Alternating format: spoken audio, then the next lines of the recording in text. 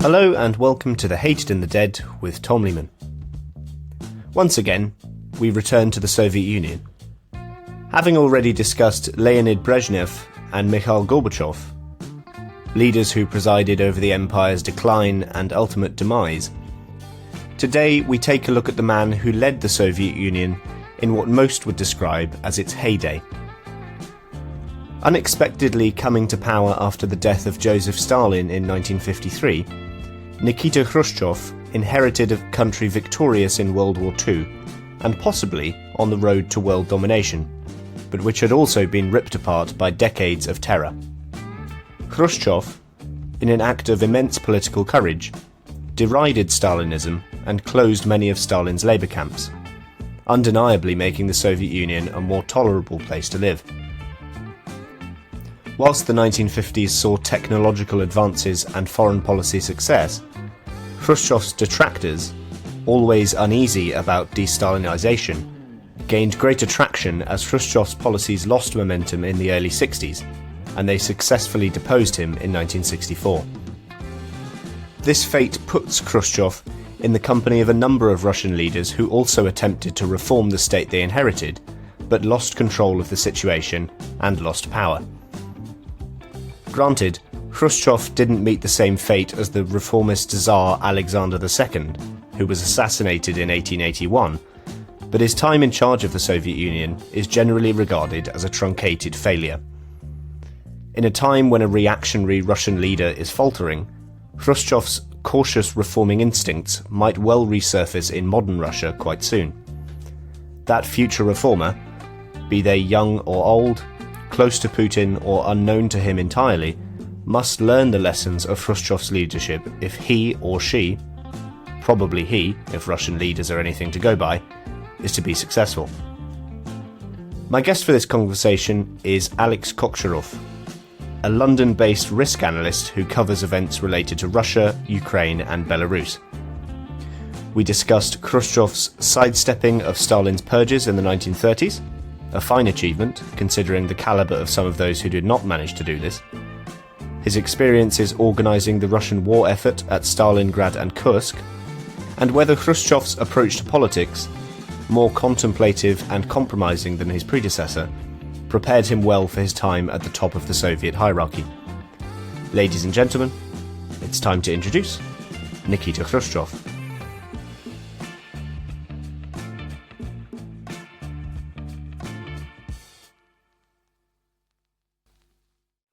Good evening, Alex. How are you? I'm very well, thank you, Tom. How are you? I'm doing well, thank you. Alex, we're talking about Nikita Khrushchev today. He was the leader of the Soviet Union from 1953 until 1964. He was born in 1894 near the present Ukrainian-Russian border. This was a poor upbringing, and though his family was sort of agricultural, they moved to Donbass when Nikita was a teenager. If you look at his young life, why do you think Khrushchev became a communist? Well, he obviously had a very humble background. He was born in the countryside and spent his early years in the countryside, and that was a period where majority of Russian and Ukrainian peasants were quite poor. And his family, his father and he, moved to the Ukrainian Donbass for work, simply because there were very limited opportunities to earn a decent living in the countryside where they lived. Again, in the early 20th century, there was a significant excess population in rural areas in the Russian Empire, which pushed a lot of peasants elsewhere. Some were pushed outside of the country to emigrate to North America, South America, elsewhere. Many were pushed to Siberia in the Far East, where there was promise of fresh land which they can work on. And many were pushed to move to the cities where jobs were available as the industry was growing rapidly and the Russian Empire was rapidly industrializing. So there were jobs and opportunities, and Khrushchev's family was one of those who used this opportunity to move to a mining job in the Donbass. But again, this was the Russian Empire, and it was, especially in the mining sector and heavy industry sector, there was completely unabashed exploitation of workers by the capital owners, by those who were owning factories and mines. So I think working really long shifts in very poor conditions is something that pushes people towards the ideals of communism and of a socialist society. He didn't fight in World War One, which started when he was 20, because he was a metal worker. He was considered what we would today, I suppose, call a key worker. Presumably the fact that he didn't fight led him more directly down a path of subversive activity. Initially, he was a Menshevik rather than a Bolshevik. For people listening who don't know about the Mensheviks, who were they? What separated them from the Bolsheviks? Yes, so the Russian Social Democratic Party split into two major factions. The larger party, the Bolsheviks, and the smaller party, the Mensheviks. And the Bolsheviks were seeking a revolution, while the Mensheviks were seeking a more gradual path towards power via the institutional pathway, elections, and gaining support from the people. The Bolsheviks wanted a revolution, and they were willing to overthrow the existing government with violent means. When you look at Khrushchev's later career, he ultimately, when he was leader of the Soviet Union, as we'll come on to discuss, ended up being something of a reformer. He was considered a more moderate figure than Stalin, who was the leader before him. And as you said, the Mensheviks took a more pragmatic and less revolutionary approach than the Bolsheviks in the 1910s. Do you think that tells you something about Khrushchev's temperament, those two positions adopted, one at the start of his life, or relatively near the start, and one towards the end of his career? Well, this is quite possible. I'm no biographer of Khrushchev, but everything we know about his life and about how he first rose up in the ranks of the Communist Party in Moscow and then how he survived the purges of the 1930s demonstrates that he was always preferring a more gradual and less blatant approach. And this is possibly something that saved his life in the 1930s during the Stalin's purges. And it is probably something that pushed him, once he was finally at the wheel of power in Moscow, to adopt a softer approach to governance, which was not so heavily dominated by terror, but rather by coercion and conviction, rather than by just direct terror as during the Stalin times. Stalin is obviously the person with whom Khrushchev is probably most closely associated. They spent decades even before Khrushchev took the helm. Yes. Yeah. And side by side. Yeah. What sort of relationship did they have before the Second World War in terms of working relationships? Were they particularly friendly? What was the dynamics of their relationship, and as it became ultimately a partnership? It is my understanding that Khrushchev first met Stalin when he was studying in Moscow at the Institute for the Party Workers, for the party officials. And as he didn't have much of an education himself, he started working in the mines at a very early age. He didn't have any formal education in the Russian Empire time, so he had to catch up. And he was at this Moscow Institute where he met Stalin's wife. And she was quite charmed by him, apparently. And as a result, she spoke to Stalin quite fondly about Khrushchev. And that was something that possibly created a friendship between those two men. And again, Stalin and Khrushchev were quite different personalities. So it possibly was something that worked together fairly well, at least for the initial periods of their friendship.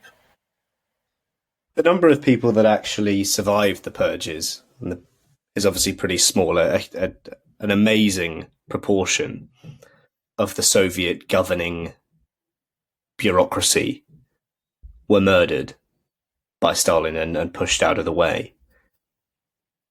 Did Khrushchev have to make sacrifices of other people in order to stay alive, do you think? Quite possibly. We all know that some of the people around Stalin had to give up not just their friends, but their family members as well, including their spouses. So I would not be surprised that Khrushchev had to remain quiet and silent on people who were close to him being arrested and then tried and then sent to camp or executed. But it was a very brutal time, 1937, 1938, when a very significant number of Soviet officials were purged from the system, and that big terror was something that defined the Stalin era after 1937. And what sort of positions did Khrushchev hold during that era? Khrushchev was viewed as a skillful administrator. He was typically in positions which were capitalizing on his organization skills, and he was in charge of various things, but before the war and in the war, he was the administrator. He was particularly important in this role during World War II, when he served as an intermediary between Stalin and the generals who were actually in charge of combat along the front lines. So that was his job, and that's why he did well, and it's something that probably helped him survive the 1930s and also the war, because in the war, if you were not successful, you could be very easily purged as well. I mean, I suppose the thing about the purges and the thing about having loyalty as the single most important governing principle of who is promoted and who is demoted, or in this case actually just killed, is that you often end up with some pretty mediocre people in charge. But there's a lingering question of the fact that Khrushchev made it that far might suggest that in a more meritocratic system, he wouldn't have actually got very far. Do you think that's true, or do you think there was actually real intelligence to this man?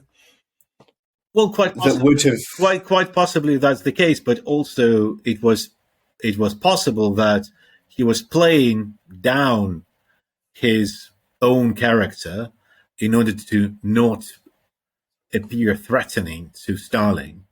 So he could possibly, play down who he was. And during those years when he was around Stalin and at the peak of the Stalin's terror, he was quite comfortable in the role of this peasant guy, despite the fact he wasn't a peasant by his life and career. Yes, he had peasant origin, but he was shaped by the events in the Donbass and then following the Russian Revolution and in Moscow.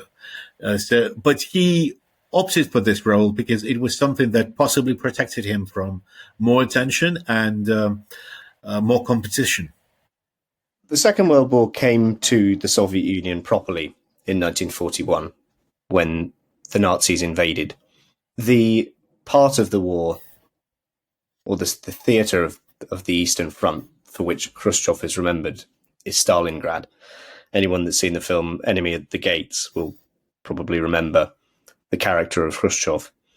You said that he was a sort of intermediary between Stalin and the generals. Did that involve decision-making about the way in which the war was fought, or was he simply a kind of messenger between the two?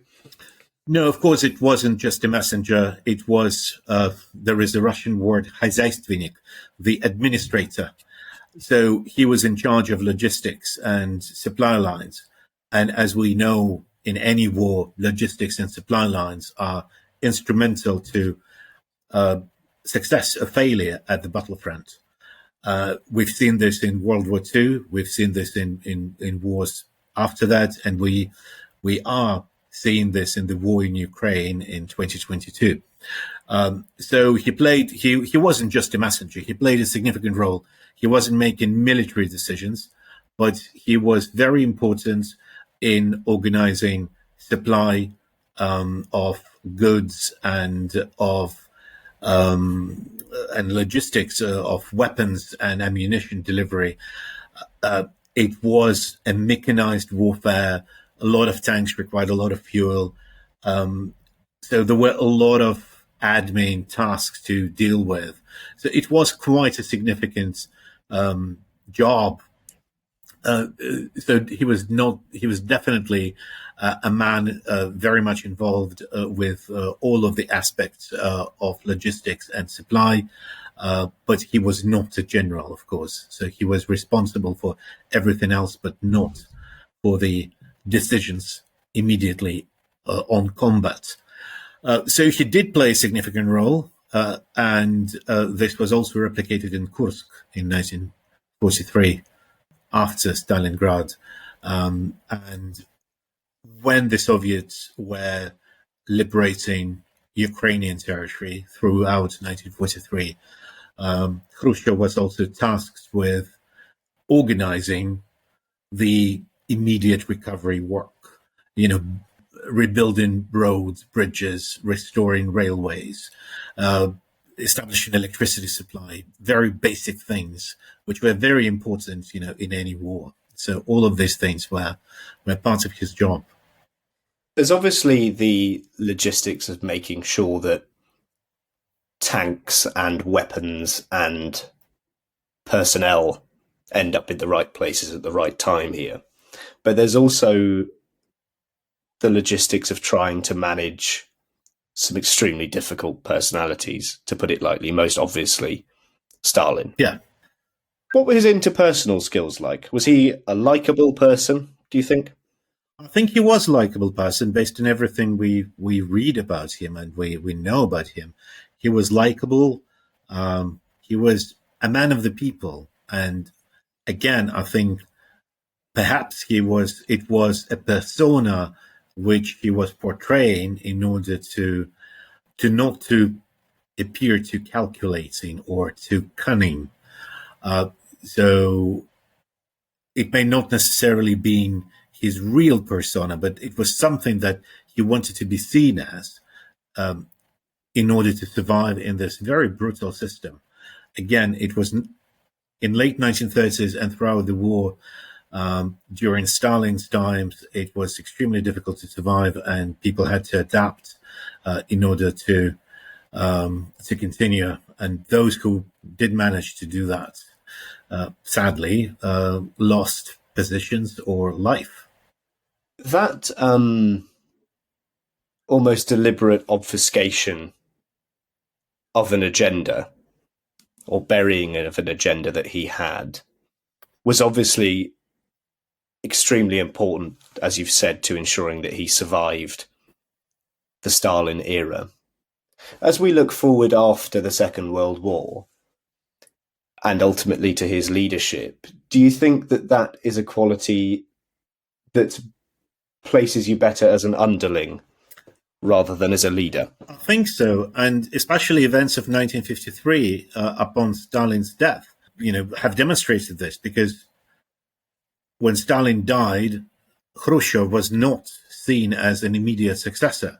There were much more powerful people in Moscow, including the head of the security service, Beria, and others who were viewed as much better placed to succeed Stalin. And also there were, military people such as Zhukov, who basked in the glory of World War II victory. So there was a lot of competition, and he was not initially seen as the immediate successor. And the fact that he managed to play in this court battle for influence, pitching heavyweights against each other until those heavyweights were too damaged and were not seen as potential successors, is a skill as well. So he was probably not seen as a strong candidate, and that's why he managed to survive in this fight, because the fight was really intense and it was bloody, as we know.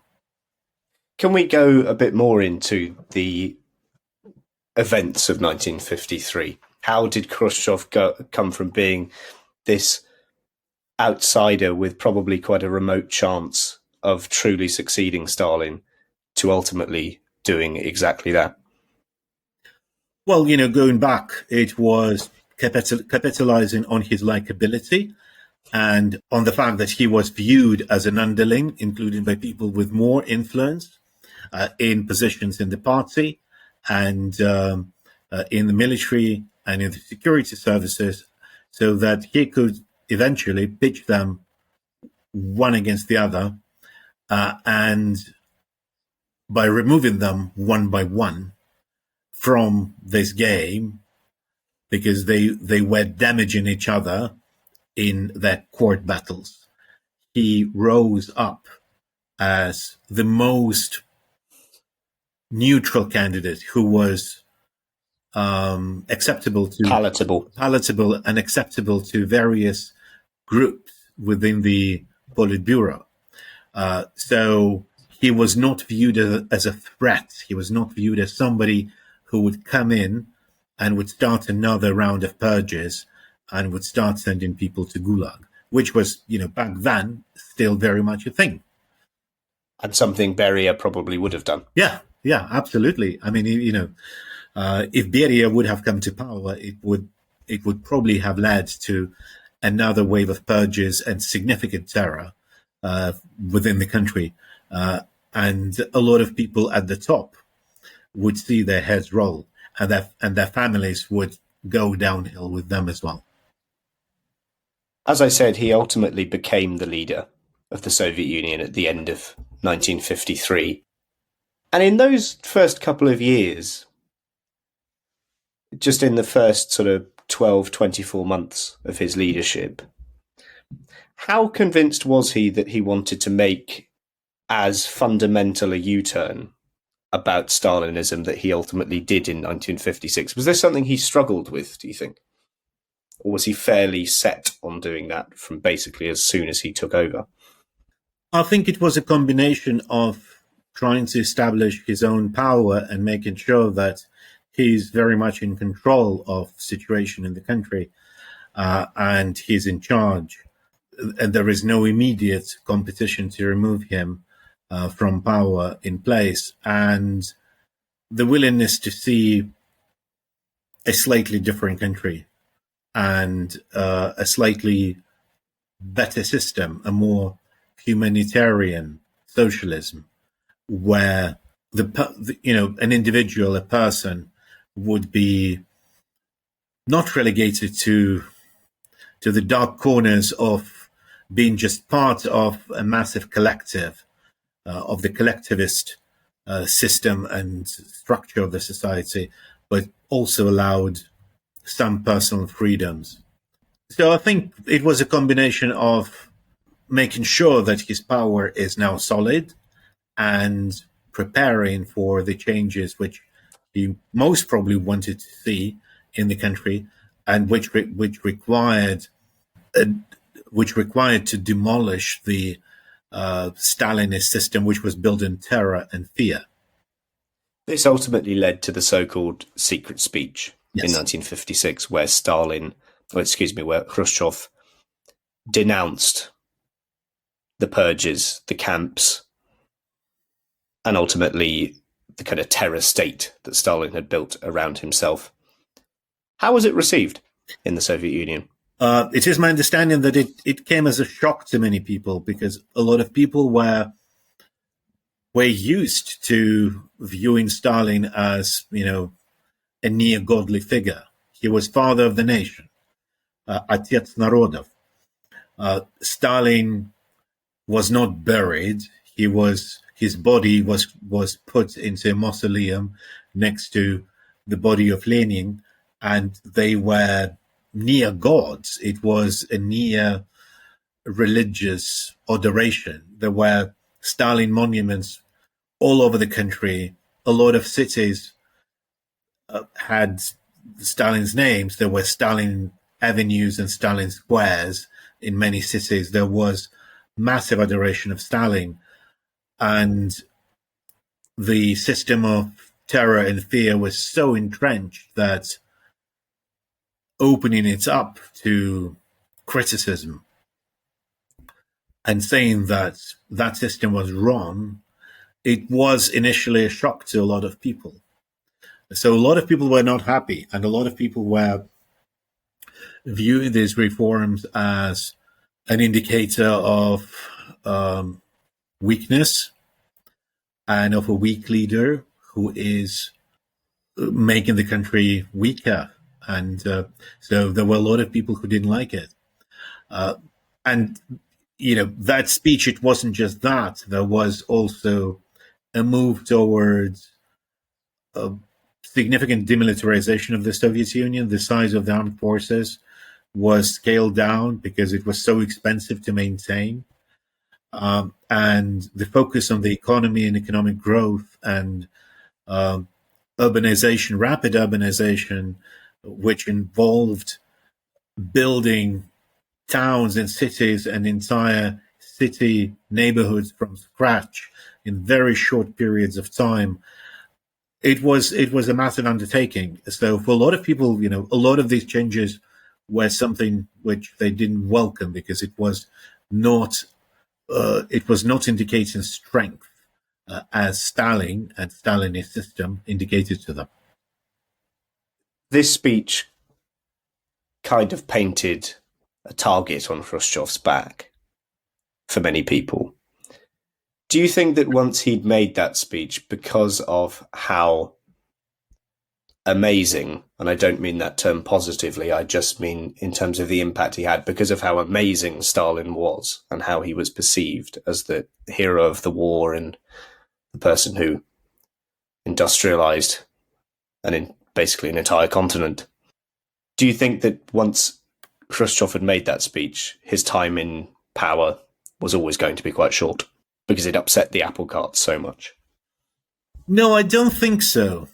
I don't think that was something that premeditated his demise eventually. I think what happened next was he started this liberalization of the Soviet Union, the thaw. But as he was also trying to stay in power, he got carried away by this power. And over time, he became conflicted by the initial start of these liberalizations and the authoritarian tendencies which were kicking in his head, and where he still wanted to maintain control because the thaw was going quicker and the society was transforming quicker than he probably anticipated. And I think his growing authoritarian tendencies towards the end of his rule was something that probably led to his eventual demise. I mean, it's worth pointing out, for example, the juxtaposition between the speech that he made about Stalin in 1956 and something like his response to the Hungarian uprising, which happened in the same year. Yeah, absolutely. And also in 1956, there was a Georgian revolt as well, when a lot of Georgians were upset about the way Khrushchev and Moscow talked about Stalin being Georgian. And there was a revolt. A lot of people were not happy. And there was also brutal suppression of that. And again, Khrushchev was definitely not a black and white figure. The Novocherkassk uprising over the food price increases in 1961, I think, or 62, so which happened much later in Khrushchev's rule. It was also brutally repressed. So I think there was this conflict between his desire to make the country more humanitarian and the fact that to keep the country running, still significant amounts of repression was required. Because he was convinced that the Soviet system, that socialism, was superior to the Western system. He wanted to make it a better system, but he was fundamentally convinced that the West was rotten to the core and was about to fall. And the Soviet Union had to stay strong and stay united and as a single system. So where he saw threats to that, and the Hungarian Revolution was definitely one of those threats, because it was happening in Eastern Europe, which was the showcase window of socialism because of proximity to the West. He was quite repressive and brutal, and the Hungarian Revolution was suppressed, and the Soviet Union played a very significant role in it, decisive role in it. When you think about improving the system, the late 1950s was better, wasn't it, to be in the Soviet Union? I mean, I'd challenge anybody to say that they would prefer to have grown up in the pre-53 era of the Soviet Union. Yes, it was definitely a much better time because there were many more opportunities. This society was opening up. I know from experience of my own parents, who were young people in the late 1950s, early 1960s, and a lot of opportunities were opening up. The horrible repression of the farmers, for instance, was ended, and it became possible for people to move to the cities for jobs. It was possible to get education and climb up the ladder, and there was this humanitarianization of the system, and a degree of consumerism was appearing as well during those times. There was a lot of change in society, a lot of visible change, such as construction of entire new cities, entire new districts. A lot of cities were growing rapidly. My mother, for instance, she moved to a completely new city which was built from scratch, and she was a young college graduate, and she got a job and got a flat. It was tiny, but it was a good start for someone like her. So there were a lot of positives, and there was a significant improvement in the standards of living of people both in the countryside and in the cities, and rationing came to an end, and there was an improvement in quality of goods and services, and just a lot of goods and services which were completely not imaginable during the Stalin years appeared, and there was a genuine feeling of life getting better and becoming better, and there was an expectation of greater years ahead. And many people would term that as the golden era of the Soviet Union, probably crowned by Yuri Gagarin's launching into space in 1961. When you think about the kind of patchwork of socialist, Stalinist countries in Eastern Europe that Russia had invaded at the end of the Second World War and taken over, do you think life was better in the Soviet Union than in, say, Poland or East Germany or Hungary? I don't think so. There is a lot of people in Central Europe have a belief, in countries in Central Europe, they have a belief that their lives was worse. But I think it's mostly because they're comparing their lives to lives of their neighbors to the West. And standards of living in the Soviet Union were actually, throughout those golden years, such as 60s, they were lower than in countries Comic-Con in Central and Eastern Europe. My elder sister lived in East Germany in the 1980s because back then her husband was in the Soviet military and he was deployed there. And she was genuinely shocked by the standard of living in East Germany and the choice of consumer goods which was available there, despite the fact that, comparatively to West Germany, East Germans obviously didn't do particularly well.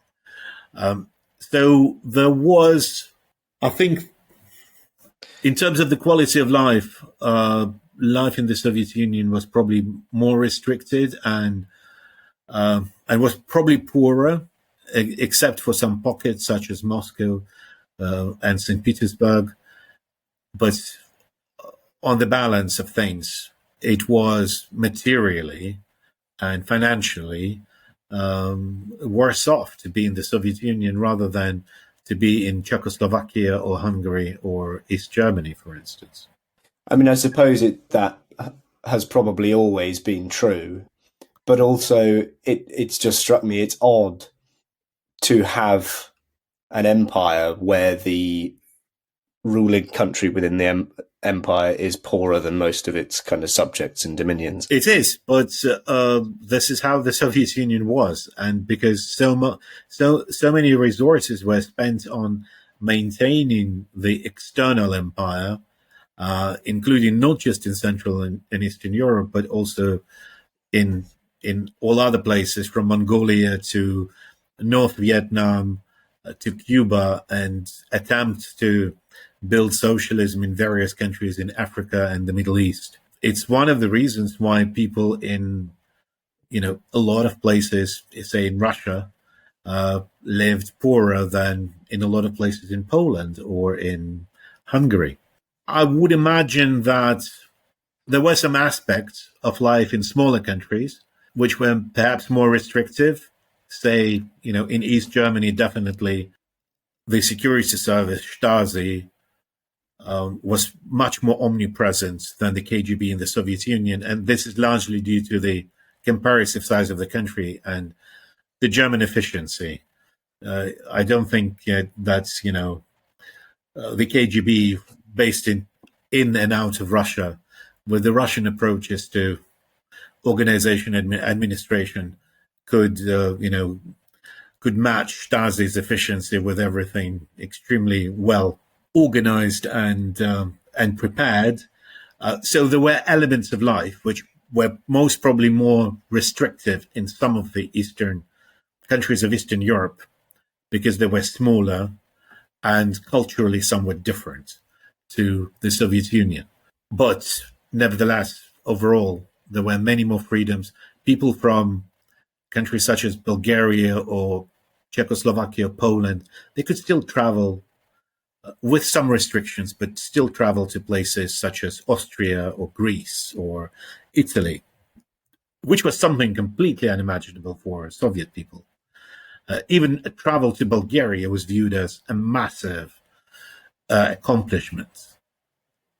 In that era, Khrushchev initiated many programs to attempt to kind of stir the Soviet economy, and the most famous one is an agricultural reform, the Virgin Lands campaign, which is an attempt to create a kind of agricultural paradise in the famously fertile country of Kazakhstan. This was a complete failure, wasn't it? It was a complete failure in the long term, but it was successful in the short term because it was a model of extensive growth. You've had a resource which was previously untapped. You tapped this resource and you used it up. And so in the initial stages of using this resource, you get a significant agricultural productivity growth because you suddenly have all this new land where you can create this massive harvest. But because the system was geared on producing more and more and not on long-term development, it became a problem because nobody invested enough into maintaining the productivity of the land. And that step, once it was plowed up became quickly eroded in the in the arid steppes of Kazakhstan. So to create a long-term system of agricultural management, you needed to invest a lot of money, and it is something that was happening, much later after the Soviet Union broke up. And there is productive agricultural sector in Kazakhstan now, but this is because there were decades of investment into that sector to keep productivity of that agricultural land in place. But yeah, the Virgin Lands campaign was a short-term success because it immediately gave significant increase in agricultural output, but it wasn't well managed in terms of the longer-term planning. And the same was with the adoption of some of the of newer types of crops, such as maize, which is in the former Soviet Union is famously linked to Khrushchev. Khrushchev was known to be a big fan of maize because it was very productive, much more productive than other grains. And he was trying to grow them in all kinds of climates and on all soils, despite the fact that it was probably not a great idea to try to grow it close to the Arctic Circle in northern Russia. I want to touch on Khrushchev as an international figure. When he came to power and when he made the secret speech, do you think people in the West kind of breathed a sigh of relief at what they were hearing? I think so. And I think there was an expectation of departure from Stalin, who was viewed as a very ruthless leader, to someone younger and someone professing departure from outright terror was most probably viewed as a positive thing. So there were probably expectations of more ways to find a common ground. And Khrushchev was a proponent of a peaceful coexistence. He was okay that there would be a capitalist system in the West and a socialist system in the Soviet Union. He was convinced that the Soviet system was better, so he believed that the communist system would eventually win over simply because it was better in his view, in his conviction.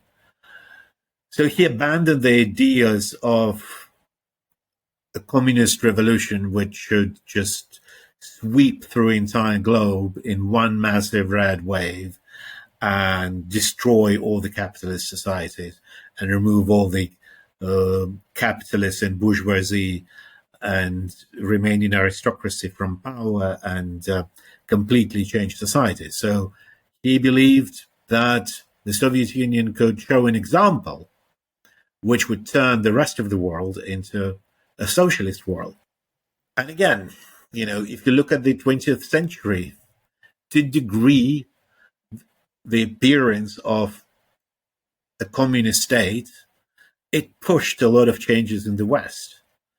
It necessitated the capital to agree to some compromises with their labor, with the workers, for improved living conditions, improved wages, improved working conditions, and ultimately it made the Western world a better place to be and live.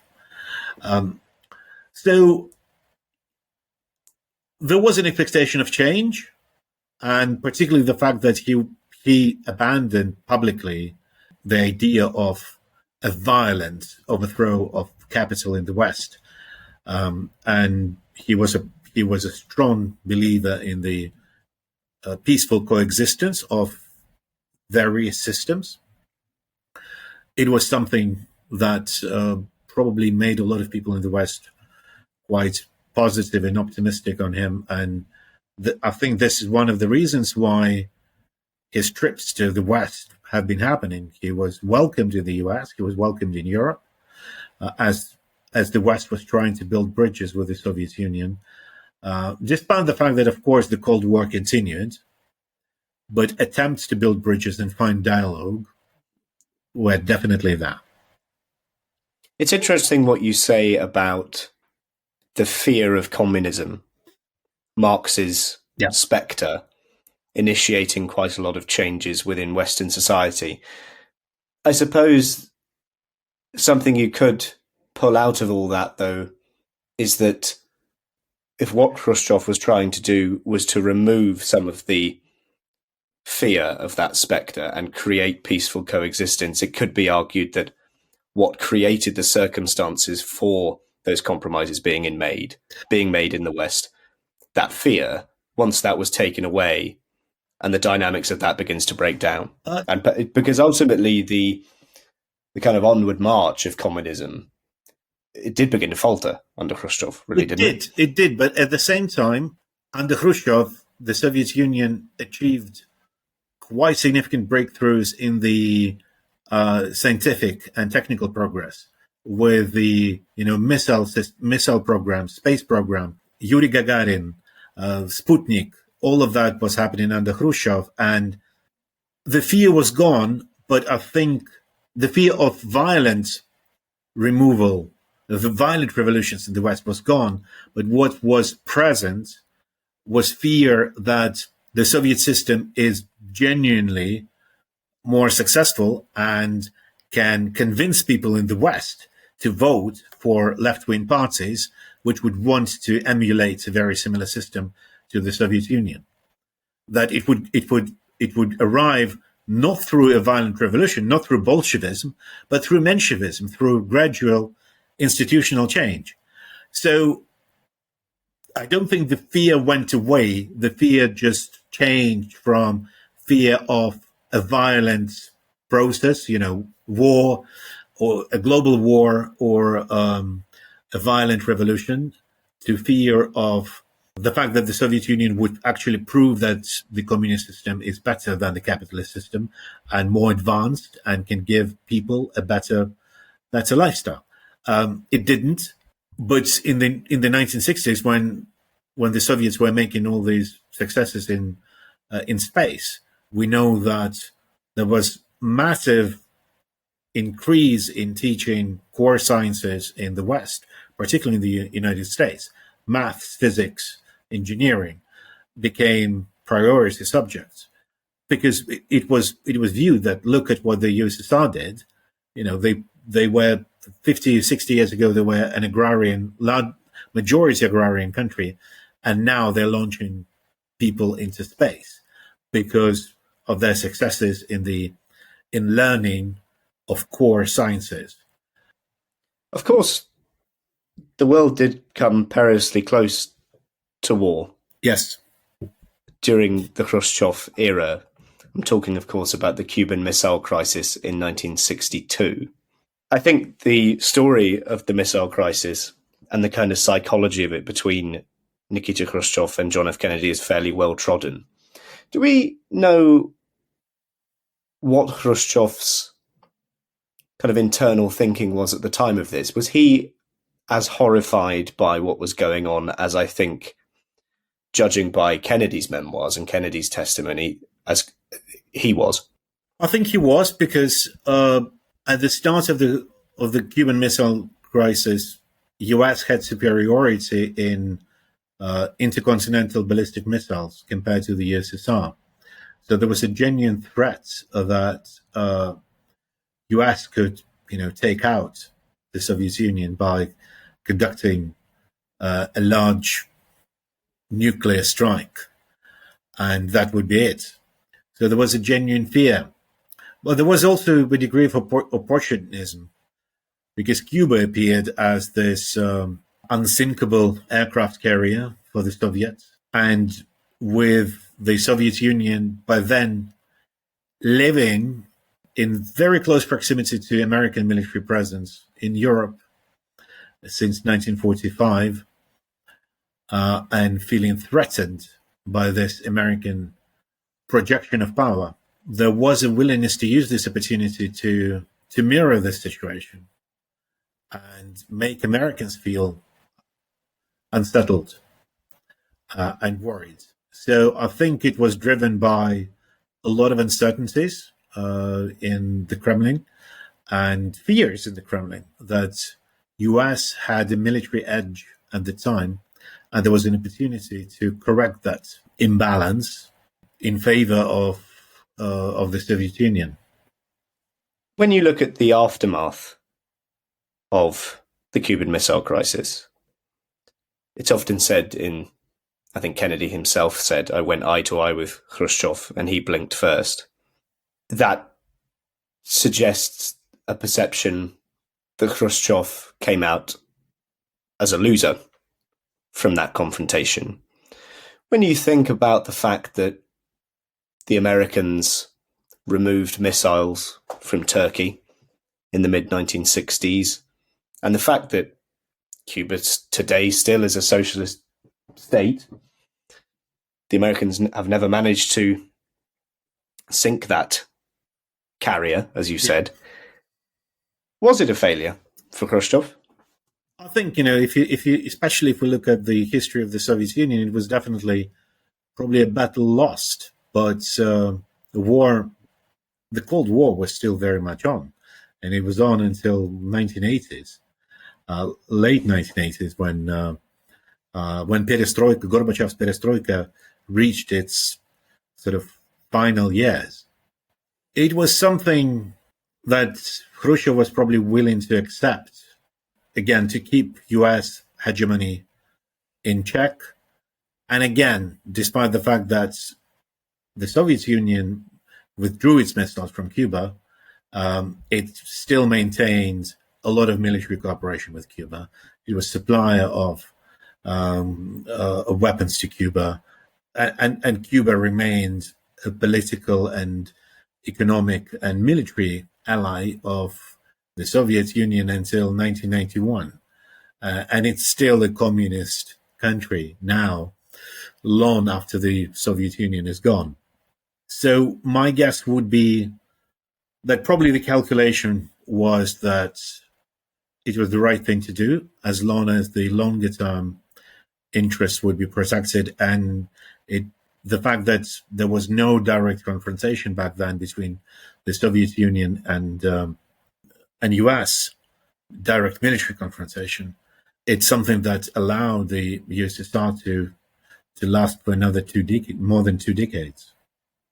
Do you think the crisis changed him as a leader? Do you think that as he came out of that October 62 crisis, he was planning on changing course as a leader in any fundamental way? I mean, obviously, we never really found out because of the events of 1964. Yeah. Well, probably. And probably it created more enemies for him from within the system in the Soviet Union, in the Politburo, who were not happy about him being weak externally. So I'm sure there were voices internally which started gathering together in order to oust him just a couple of years later. When he ultimately came to be ousted, was the crisis of 62 the main reason posited by his detractors, or do you think that these were people that were already quite annoyed with him and just sort of used this? I think it was a combination of factors. His ouster was a reaction to his reforms and to his thought, to a lot of the old guard.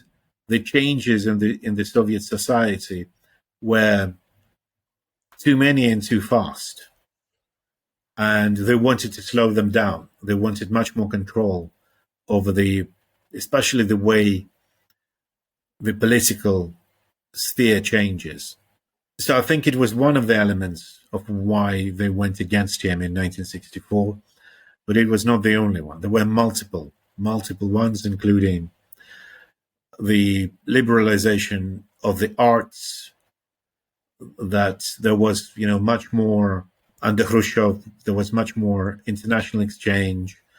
A lot of international ideas started getting into the Soviet Union, international music and film. And all of that was changing the country because it was closed for so many years under Stalin. And for a lot of people around Khrushchev, it was too much of external influence, which was not welcome. To bring this to a close, there's a kind of trope in Russian history of cautious reformist leaders.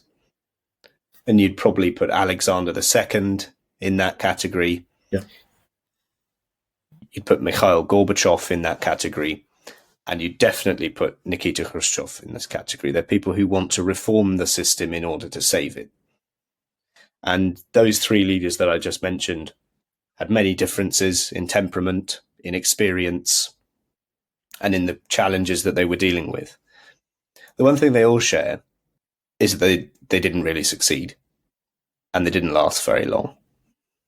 What is it about Russia and Russian leadership that means that these sort of leaders always come unstuck, or always have done so far anyway? Well, they didn't succeed to complete their reforms and complete their changes, but they still put the country onto a path from which there was no way back fully to where it was previously. And, you know, the Brezhnev restoration was definitely a counter-reaction to Khrushchev. Though there was, you know, much more political repression. There was closing up of international exchange. The artistic scene became much more restricted. But it was still not going back to Stalin's, to Stalinist repression. And the same goes with, you know, what we see in Russia now, where it becomes a much more repressive system. It's still not going back to Stalin. And yes, it's a very low bar. I agree. You know, it's an extremely low bar to say that, okay, Putin is not bad. I'm not saying that Putin is not bad because he's not making Russia a full Stalinist country of 1937-38. No, but the society has changed quite significantly to not allow the country to go back completely back in history. And while it goes through periods of liberalization and then counter-revolution and repression, ultimately, if you look at the longer picture, it's still moving forward, and it's still moving towards a freer society eventually. We're not there yet in case of Russia, obviously, and everything we see about Putin's Russia now is very worrying because it's clearly heading back, you know, in many respects to 1970s Soviet Union. But again, even then, it's not like that. You can still watch American films and you can listen to American music. And if you really want, you can actually leave Russia, which was not possible under Brezhnev. So, yes, there are a lot of drawbacks now, but it's not as bad as under Brezhnev, say in late 1970s, where it was not possible to emigrate even for those groups, such as the Soviet Jews who had relatives abroad, but they were not allowed to leave the country. And when you think about that reformist streak, it's impossible to know, simply because the situation in Ukraine is so potentially combustible and hard to predict. But if a kind of cautious reformer in the Khrushchev mold comes to power at some point in the near future, I think it's a realistic possibility. And I think it's something that the Russian society will probably want. It will want to break away from, especially the last years of Putin's. We don't know how many years there are, but definitely the last several years where Russia was becoming much more repressive. The society would actually welcome liberalization and sort of softening the system and making it more humanitarian, where a human life is more valued rather than the greatness, the imaginary greatness of the country. So I can see that there is a pathway for Russia to have a reformist leader who would make a country a better place to live. And obviously, I have no idea where this leader would come from, whether he or she would come from the Kremlin system and would be someone like Khrushchev, hiding in the shadows of Putin right now and in the shadow of the key operators in the Kremlin, in order to not be identified as a threat and destroyed, or somebody from outside of the system, whether from within Russia or from outside, with some of the prominent Russian opposition figures living in exile, for instance. So I obviously have no idea, but I really hope that there will be another period of reform and liberalization and opening up of Russia, which would make it a better country for its people, where a human being can feel valued and respected, and not just a statistic in mobilization figures or anything else. But if history is anything to go by, that reformist leader will probably not be there for that long. Probably. It's quite possible. But again, history is not necessarily something that defines path forever. We see a lot of countries which manage to break away from their repressive histories in the past. Look at Spain, look at Germany, look at Italy, and it's possible for countries to move away from their authoritarian past. And again, Russia is very different demographically, and there will be different challenges in the future compared to the challenges of the past. So yeah, I think it's not impossible that Russia would break free, but if it follows the path which it did in the past 200 years, periods of reform and opening up tended to be fairly short. But maybe fourth time lucky. Alex, thank you very much. That's been really interesting. If people want to find more of your work, where can they go? They can go on Twitter, where I didn't discuss history so much. I discussed more contemporary events and what's happening in Russia, Ukraine, Belarus, and other countries of the region. My professional work is behind a paywall, so people can't really find it, and it's very expensive paywall, so I wouldn't even recommend trying to pay for it. It's corporate subscriptions. We're talking about huge sums of money. But I'm on Twitter, and I tend to keep my readers updated about what's happening in Russia, Ukraine, Belarus, and other countries of the region now in 2022, coming into 2023. Thank you, Alex. Thank you. Thank you for listening to The Hated and the Dead. If you've enjoyed this podcast, follow it on Spotify and Apple Podcasts, and, for good measure, leave us a review. You can also follow The Hated and the Dead on Twitter, Instagram, and Facebook, so you never miss new content.